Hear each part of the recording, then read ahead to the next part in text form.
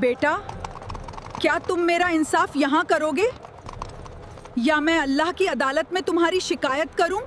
اماں جی، آپ کا انصاف اب بھی اور یہیں ہوگا۔ میں بہت کمزور ہوں، لیکن یہاں کسی پر ظلم نہیں ہونے دوں گا۔ آج سے تقریباً 900 سال پہلے کی بات ہے، جب دنیا کے نقشے پر سلجوقی سلطنت کا پرچم پوری آب و تاب کے ساتھ لہرا رہا تھا۔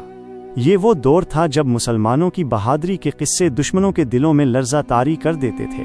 اس عظیم سلطنت کے حکمران سلطان الپ ارسلان تھے، ایک ایسا جری بادشاہ جس کا نام سن کر رومی شہنشاہوں کی نیندیں اڑ جاتی تھیں۔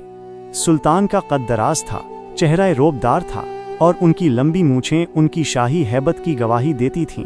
مگر اس ظاہری روب کے پیچھے ایک ایسا دل دھڑکتا تھا جو ہر وقت اپنے رب کے خوف سے لرزتا رہتا تھا۔ سلطان الپ ارسلان اپنی عظیم فوج کے ساتھ ایک بہت بڑی جنگ کی تیاری کر رہے تھے۔ ان کا لشکر اتنا بڑا تھا کہ جہاں سے گزرتا زمین گھوڑوں کی ٹاپوں سے کانپ اٹھتی تھی۔ سلطان کا معمول تھا کہ وہ اپنے سپاہیوں کی تربیت اور رعایا کے حالات دیکھنے کے لیے خود دور دراز علاقوں کا سفر کرتے تھے۔ ایک شام شاہی فوج کا ایک چھوٹا دستہ جو سلطان کے قافلے سے کافی آگے راستہ صاف کرنے کے لیے چل رہا تھا، خاکے نشین نامی ایک چھوٹے سے گاؤں کے پاس پہنچا۔ یہ سپاہی بھوکے بھی تھے اور اپنے اقتدار کے نشے میں چور بھی۔ اسی گاؤں کے کنارے پر ایک ٹوٹی پھوٹی جھونپڑی تھی جس میں ایک بیوہ اماں حلیمہ رہا کرتی تھی۔ اس غریب عورت کی کل کائنات اس کے 3 یتیم پوتے پوتیاں اور ایک بوڑھی گائے تھی۔ اماں حلیمہ سارا دن محنت کرتی اور اس گائے کا دودھ بیچ کر ان یتیم بچوں کا پیٹ پالتی تھی۔ جب شاہی سپاہی وہاں پہنچے تو ان کی نظر اس گائے پر پڑی۔ ان کے دل میں ذرہ برابر بھی رحم نہ آیا۔ سپاہیوں کے سالار نے غرا کر حکم دیا، اس گائے کو ذبح کرو، ہمیں آج رات شاہی دعوت کرنی ہے۔ اماں حلیمہ سپاہیوں کے سامنے ہاتھ جوڑ کر رونے لگی۔ اس نے لرزتی آواز میں کہا، اے بیٹا، خدا کے لیے اس بے زبان جانور کو چھوڑ دو، یہ ان یتیم بچوں کے منہ کا آخری نوالہ ہے، اگر یہ نہ رہی تو یہ معصوم بھوکے مر جائیں گے۔ مگر ان ظالم سپاہیوں نے بوڑھی عورت کی ایک نہ سنی۔ انہوں نے اماں حلیمہ کو دھکا دے کر نیچے گرا دیا اور ان کی آنکھوں کے سامنے ان کی اکلوتی روزی کا ذریعہ ذبح کر دیا۔ سپاہی وہاں گوشت پکا کر کھاتے رہے، جبکہ جھونپڑی کے اندر یتیم بچے بھوک اور خوف سے سسک رہے تھے۔ اماں حلیمہ نے اس رات آسمان کی طرف دیکھا اور ایک گہری آہ بھری۔ ان کا دل ٹوٹ چکا تھا، مگر انہیں یقین تھا کہ انصاف ضرور ہوگا۔ اگلی صبح جب سورج کی پہلی کرن نکلی تو دور سے ڈھولوں اور نقاروں کی آواز آنے لگی۔ یہ سلطان الپ ارسلان کا شاہی قافلہ تھا۔ سلطان اپنے سفید گھوڑے پر سوار پورے جاہو جلال کے ساتھ گاؤں کی مرکزی سڑک سے گزر رہے تھے۔ اچانک ایک ضعیفہ جس کے بال بکھرے ہوئے تھے اور چہرے پر دکھ کے گہرے نشان تھے، شاہی گھوڑے کے بالکل سامنے آ کر کھڑی ہو گئی۔ سپاہی غصے میں آ گئے اور اسے ہٹانے کے لیے تلواریں نکال لیں، مگر سلطان نے ہاتھ کے اشارے سے سب کو روک دیا۔ سلطان گھوڑے سے نیچے اترے اور بڑے پیار سے پوچھا، اماں، تم نے سلطان کا راستہ کیوں روکا؟ کیا تمہیں کسی نے پریشان کیا ہے؟ بوڑھی عورت نے اپنی لرزتی ہوئی انگلی سلطان کی طرف اٹھائی اور وہ جملہ کہا جس نے سلطان کے قدموں تلے سے زمین نکال دی، اے الپ ارسلان، تو انصاف کا دعویز کرتا ہے تو بتا کہ تو میرا انصاف یہاں زمین پر کرے گا یا قیامت کے دن اس پل صراط پر جہاں بادشاہوں کے تاج بھی پاؤں تلے کچل دیے جائیں گے؟ یہ سنتے ہی سلطان الپ ارسلان کا چہرہ زرد پڑ گیا اور ان کا پورا جسم کانپنے لگا۔ وہ فاتح عالم جس نے بڑے بڑے قلعے مسمار کیے تھے، ایک کمزور بیوہ کے سوال کے سامنے بے بس ہو گیا۔ سلطان کے ذہن میں پل صراط کا وہ ہولناک منظر گھوم گیا جہاں اللہ کی عدالت میں ذرے ذرے کا حساب ہونا ہے۔ سلطان فوراً مٹی پر بیٹھ گیا اور کانپتی آواز میں بولا، اماں، مجھ میں اتنی طاقت نہیں کہ میں پل صراط کی آگ کے اوپر اپنا فیصلہ کروا سکوں۔ میرا رب گواہ ہے، میں انصاف یہیں کروں گا، اسی وقت کروں گا۔ سلطان نے فوراً اپنے وزیر اعظم نظام الملک کو بلایا اور گرج کر پوچھا، میرے لشکر میں وہ کون بدبخت ہیں جنہوں نے ایک بیوہ کا حق مارا ہے؟ انہیں فوراً میرے سامنے پیش کرو۔ جب ان سپاہیوں کو زنجیروں میں جکڑ کر لایا گیا تو سلطان کا غصہ دیدنی تھا۔ انہوں نے ان سپاہیوں کو نہ صرف سخت سزا دینے کا حکم دیا بلکہ وہیں کھڑے کھڑے اعلان کیا، اس بوڑھی ماں کی ایک گائے کے بدلے اسے شاہی استبل سے 70 بہترین گائیں دی جائیں، اور ان یتیم بچوں کی زندگی بھر کی تعلیم اور خوراک کی ذمہ داری اب شاہی خزانے کی ہوگی۔ अम्मा हलीमा की आंखों में खुशी के आंसू आ गए। उसने हाथ उठाकर सुल्तान को ऐसी दुआएं दी कि पूरा गांव आमीन की आवाज़ों से गूंज उठा। सुल्तान ने वहीं खड़े होकर अपने लश्कर को नसीहत की, याद रखो, अगर एक मजलूम का आंसू ज़मीन पर गिरता है तो बादशाह का तख्त लर्जने लगता है। मेरी बहादुरी इस वक्त तक किसी काम की नहीं जब तक मेरी रियाया का एक बच्चा भी भूखा सो रहा है। काफिला आगे बढ़ गया, मगर सुल्तान अल्प अरसलान के दिल में एक नई तड़प पैदा हो चुकी थी। उन्हें एहसास हुआ कि बड़ी जंगें सिर्फ तलवारों से नहीं बल्कि गरीबों की दुआओं से जीती जाती हैं। मगर सुल्तान के दिल में एक बेचैनी सी पैदा हो गई थी।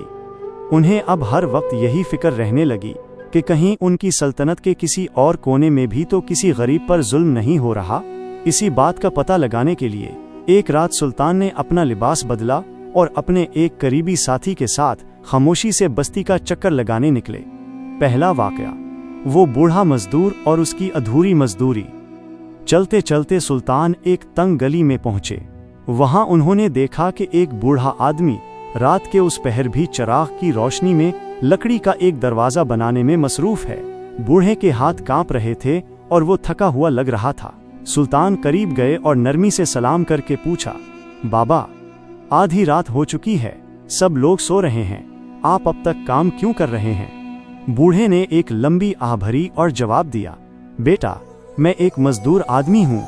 मैंने ये दरवाज़ा शहर के काजी के लिए बनाया है, लेकिन जब मैं अपनी मजदूरी मांगने जाता हूँ तो वो मुझे धक्के देकर निकाल देता है। मेरे घर में खाने को कुछ नहीं है, इसलिए मैं ये दूसरा काम कर रहा हूँ ताकि सुबह अपने बच्चों के लिए रोटी खरीद सकूं।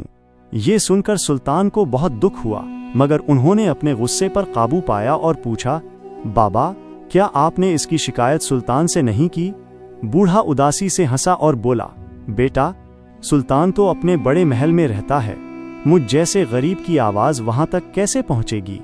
सुल्तान ने खामोशी से अपने हाथ की एक अंगूठी निकाली और उसे देते हुए कहा, बाबा, आप कल सुबह ये अंगूठी लेकर महल के दरवाजे पर चले जाना, वहां आपको इंसाफ मिल जाएगा। अगले दिन जब वो बूढ़ा महल पहुंचा तो उसे फौरन सुल्तान के सामने पेश किया गया। सुल्तान ने इसी वक्त इस काजी को दरबार में बुलाया, उसकी सख्त सरजनिश की और उसे हुक्म दिया कि इस मजदूर को उसका पूरा हक उसी वक्त अदा किया जाए। बूढ़ा ये देखकर हैरान रह गया कि जिस शख्स ने कल रात उसकी मदद की थी वो खुद मुल्क का सुल्तान था। दूसरा वाकया, शेर का हमला और सुल्तान का सबक। एक बार सुल्तान अपने सिपाहियों के साथ एक जंगल से गुजर रहे थे कि अचानक एक बहुत बड़े शेर ने उनके रास्ते में आकर धाड़ मारी।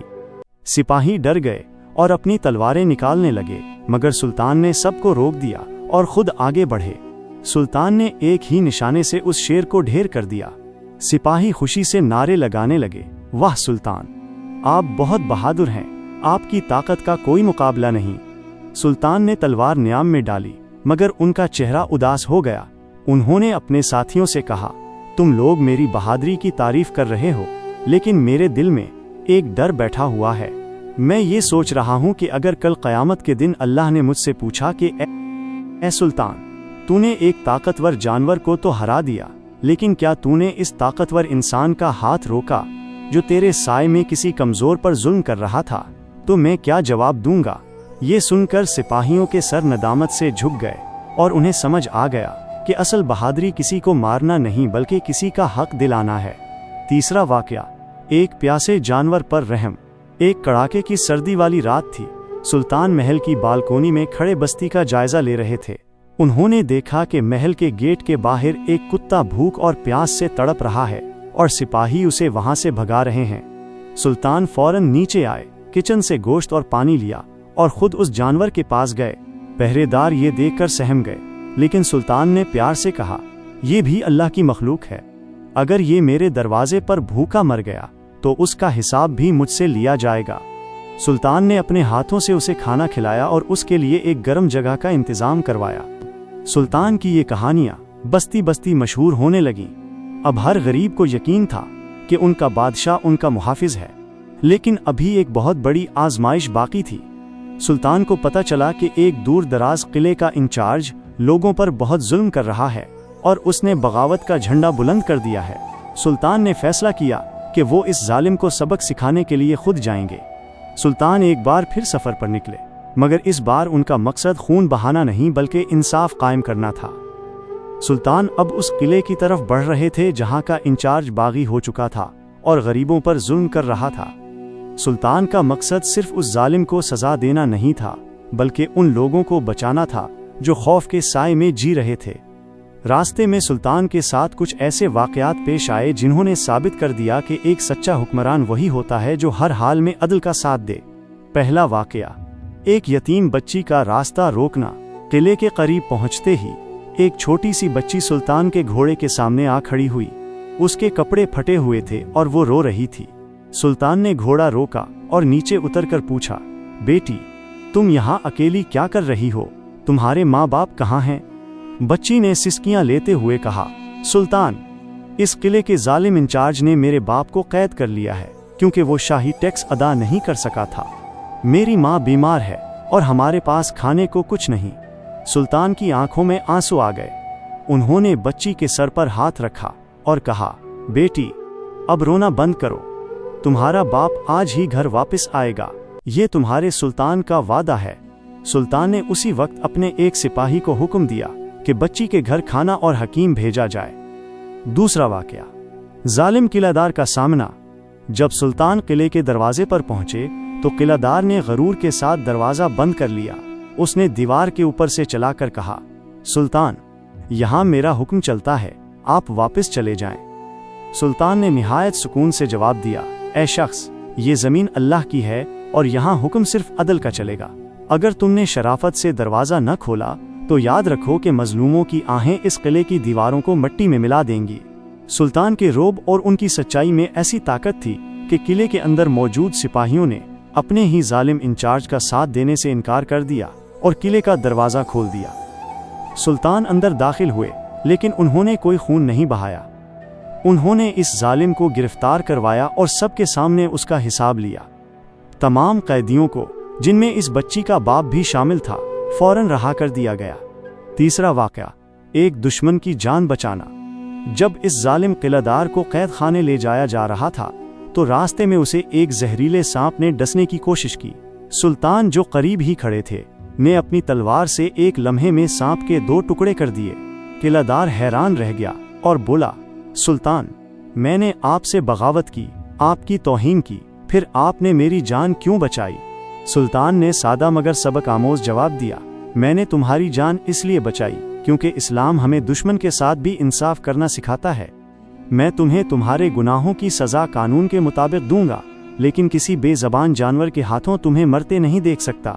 ये सुनकर वो शख्स सुल्तान के कदमों में गिर पड़ा और अपने किए पर शर्मिंदा होकर तौबा कर ली।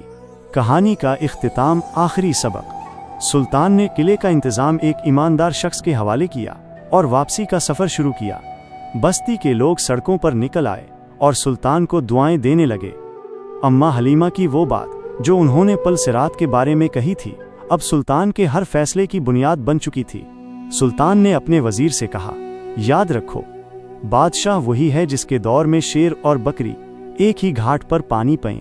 मेरी असल ताकत ये किले और लश्कर नहीं, बल्कि वो दुआएं हैं जो एक गरीब के दिल से निकलती हैं। सुल्तान का ये सफ़र ख़त्म हुआ, लेकिन उनके अदल की कहानियाँ आज भी जिंदा हैं। उन्होंने दुनिया को ये सिखाया कि ताकतवर वो नहीं जो किसी को दबा दे, बल्कि ताकतवर वो है जो किसी गिरे हुए को उठा ले।